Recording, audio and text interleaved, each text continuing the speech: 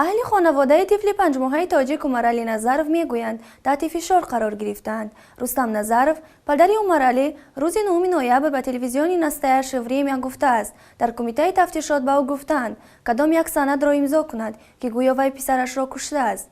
رستم نظرov میگوید به هر ساختاری که برای دادخواهی سر میزند خطر اعلام شدن گمانبر در پرونده مرگ پسرش به خود او تهدید میکند. من وظیفه من همین است ترجمه کردم.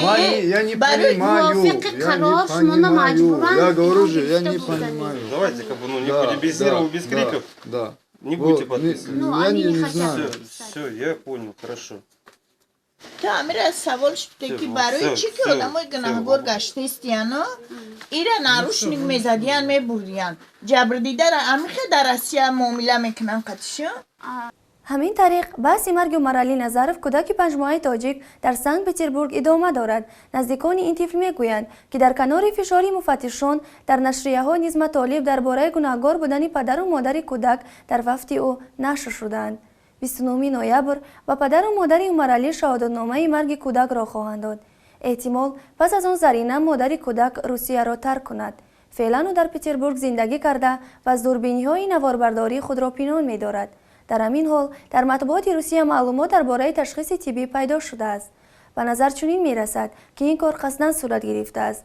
منطق این سندها به آن دلالت می‌کند که کودک 5 ماه مبتلای سیتامگالا ویروس بوده مرگ او ناگزیر بوده است.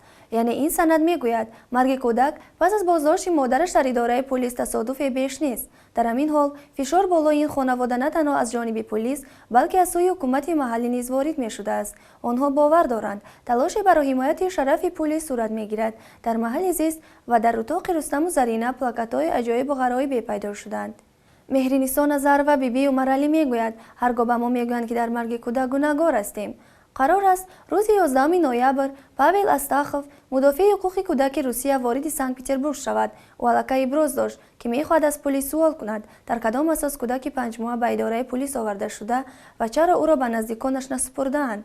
از جمله میخائیل فدوتوف رئیس شورای حقوق بشر نزد رئیس جمهوری روسیه هفته گذشته اعلام کرد که دادگاه مشخص خواهد کرد در مرگ عمرعلی که گناهگار است، اما افزود اینکه ماموران پلیس طفل 5 ماهه را از مادرش جدا کردند جنایت است. مقامات تاجیکستان میگویند که قضیه مرگ عمرعلی را پیگیری دارند و دمیتری مدودوف نخست وزیر روسیه نیز 2 هفته پیش در جریان سفرش به دوشنبه به رئیس جمهوری تاجیکستان امامعلی رحمان وعده داد که این قضیه تحت نظارت اوست و منصفانه بررسی خواهد شد.